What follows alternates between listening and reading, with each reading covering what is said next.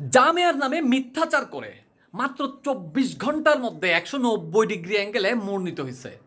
জামিয়াতে অস্ত্র পাওয়া গেছে বলছিল, ১৯০ ডিগ্রি অ্যাঙ্গেলে মোড় নিছে মাত্র ২৪ ঘন্টার মধ্যে।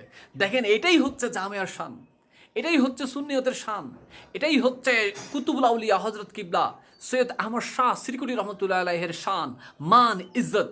আল্লাহ রাব্বুল আলামিন সেই সিরকুটকে এমনভাবে কবুল করেছেন যে তার মাদ্রাসা নিয়ে, তার নিজের নুরানি হাতে প্রতিষ্ঠিত মাদ্রাসা নিয়ে যারা কুৎসা রটনা করেছে, মাত্র ২৪ ঘন্টার মধ্যে ক্ষমা চাইতে বাধ্য হয়েছে, ২৪ ঘন্টার মধ্যে নিজের বক্তব্যকে উড্র করেছে।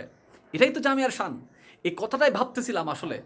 আল্লাহ রাব্বুল আলামিন আমাদেরকে আহলে সুন্নাত ওয়াল জামাতে রেখেছেন, ওয়াল জামাতের পথে রেখেছেন, সঠিক পথে রেখেছেন, মসলকে আলা হযরতে রেখেছেন, হানাফি করেছেন, সুন্নি মতবাদের মানুষ করেছেন, কাদেরি করেছেন, শাহে শাহে সিরিকুটের গোলাম করেছেন।